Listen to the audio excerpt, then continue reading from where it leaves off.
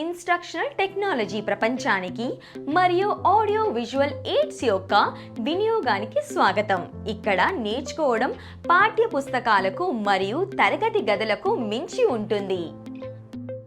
ఈ సబ్జెక్ట్లో నేర్చుకోవడాన్ని సులభతరం చేయడానికి ఇన్స్ట్రక్షనల్ టెక్నాలజీ మరియు ఆడియో విజువల్ మద్దతు కోసం ఈ సెషన్ యొక్క లక్ష్యాలు చూద్దాం. ప్రాజెక్టెడ్ ఎయిడ్స్, రేడియో వంటి ఆడియో ఉపకరణాలు, academic recording, tape recording, sound film. Projected aids. Film stick projector. Projector తేలికైనది, పోర్టబుల్, ఉపయోగించడానికి సులభమైనది మరియు రిపేర్ చేయడం సులభం. ఇది తక్కువ సమయంలో సెటప్ చేయబడుతుంది. ఫిల్మ్ స్ట్రిప్ ఫ్రేమ్ను చర్చ కోసం ఎప్పుడైనా ఆపివేయవచ్చు. అవి మాన్యువల్గా నిర్వహించబడుతున్నందున అది ముందుకు లేదా వెనుకకు తరలించబడుతుంది. బోధకుడు తరగతిని నిర్వహిస్తున్నందున అభ్యాసకులు దానిని ఆపరేట్ చేయడానికి శిక్షణ పొందవచ్చు. Over head projector. ఇది పారదర్శకతలను అంచనా వేయడానికి ప్రొజెక్షన్ పద్ధతి. క్లాస్ రూమ్ టీచింగ్లో విజువల్ ఎయిడ్లో ఓవర్ హెడ్ ప్రాజెక్ట్స్ చాలా ముందుంటాయి. ప్రోడక్ట్ రూపకల్పనలో చాలా సులభం మరియు ఆపరేట్ చేయడం సులభం. ఓవర్ హెడ్ ప్రాజెక్టర్ యొక్క చాలా ముఖ్యమైన అంశం పెద్ద ప్రకాశవంతమైన చిత్రం లేదా పటం. ఇది అభ్యాసకుల ఏకాగ్రత బలవంతపు దృష్టికి కేంద్ర బిందువును అందిస్తుంది. Opaque projector. ఒపాక్ ప్రొజెక్టర్ దాని సమృద్ధిగా అందుబాటులో ఉన్న పదార్థం కారణంగా విలువైనది. మ్యాగజిన్ లేదా పుస్తక దృష్టాంతాలు, స్నాప్ షాట్స్ లేదా వార్తాపత్రాల క్లిప్పింగ్ ఒపాక్ ప్రొజెక్టర్ ద్వారా చూపబడవచ్చు. దాని సమర్థవంతమైన ఆపరేషన్ కోసం పూర్తిగా చీకటిగా ఉన్న గది అవసరం. LCD projector. స్క్రీన్ లేదా ఇతర ఫ్లాట్ సర్ఫేస్లపై చిత్రాలను ప్రొజెక్ట్ చేయడానికి లిక్విడ్ క్రిస్టల్ ఫ్లాట్ సర్ఫేస్ని ఉపయోగించే ఒక రకమైన వీడియో ప్రొజెక్టర్. ప్రాజెక్టర్ ఒక కాంతి మూలకాన్ని కలిగి ఉంటుంది, సాధారణంగా అధిక తీవ్రత కలిగిన దీపం. కాంతిని విడుదల చేస్తుంది. కాంతి 3 వేరువేరు ఎల్సిడి ప్యానెల్ గుండా వెళ్తుంది. ప్రతి ఒక్కటి ఒక ప్రాథమిక రంగును ఎరుపు, ఆకుపచ్చ, నీలం సూచిస్తుంది. ఈ ప్యానెల్స్ వేల లేదా మిలియన్ల లిక్విడ్ క్రిస్టల్ పిక్సెల్ను కలిగి ఉంటాయి. Multimedia projector or LCD projector. Multimedia ప్రాజెక్టర్ను వీడియో ప్రాజెక్టర్ అని కూడా అంటారు. ఇది అధిక రెజల్యూషన్స్తో కూడిన పూర్తి projector. Text, images, video, audio కాంటెంట్స్ను ప్రాజెక్ట్ చేయగల సామర్థ్యం ఉంటుంది. ప్రాజెక్టర్ సిడి లేదా DVD player, VCR, digital camera మరియు ఫ్లాష్ మెమరీ నిల్వ పరికరాల నుండి సిగ్నల్స్ను అంగీకరించడానికి ఇన్పుట్ నిబంధనను కలిగి ఉంటుంది. మల్టీమీడియా ప్రాజెక్ట్స్ తరగతి గది బోధన మరియు శిక్షణ ప్రయోజనం కోసం ఉత్తమంగా సరిపోతాయి. ఇది పోర్టబుల్ టేబుల్ టాప్లో లేదా ప్రొజెక్షన్ కోసం సీలింగ్ మౌంటెడ్ అమరికగా ఆపరేట్ చేయవచ్చు. ఇది రిమోట్ కంట్రోల్ ఉపయోగించి నిర్వహించబడుతుంది. Audio aids. CD, DVD, USB player.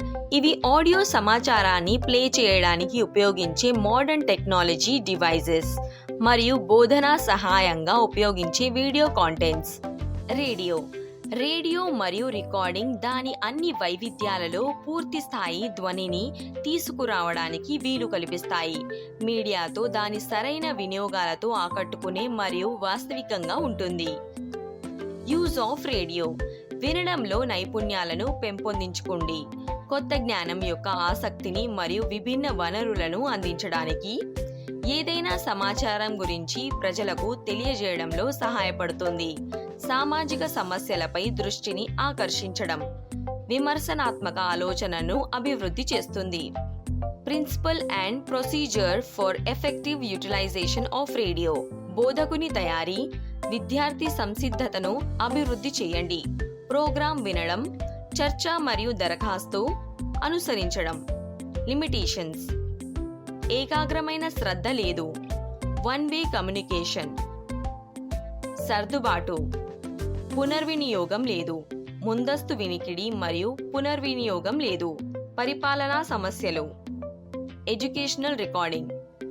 ఉపాధ్యాయుడు వివిధ వనరుల నుండి రికార్డింగ్స్ను వినాలి మరియు వారు బోధించబోయే సబ్జెక్టులు మరియు అంశానికి అత్యంత ఉపయోగకరమైన వాటిని ఎంచుకోవాలి.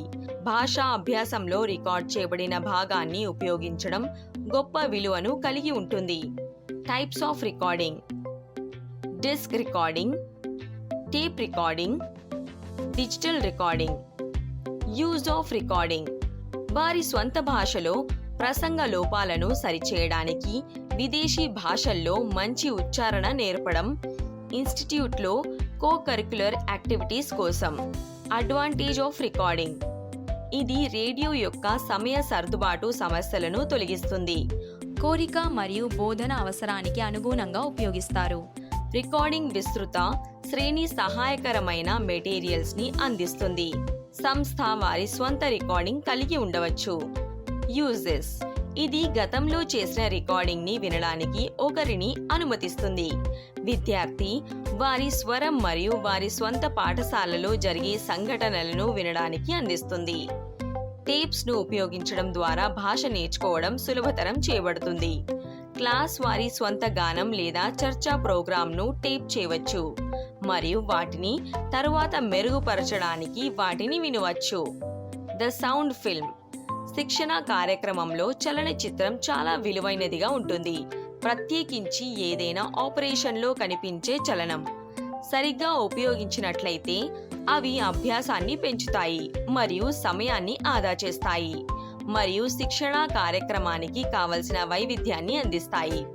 పర్పస్ ఆఫ్ ఫిల్మ్స్: తరగతిని ప్రేరేపించడానికి, ఒక పారిశ్రామిక ప్రక్రియను చూపించడానికి, ఒక ఆపరేషన్ లేదా తయారీని నిర్వహించే మెటీరియల్ పద్ధతి.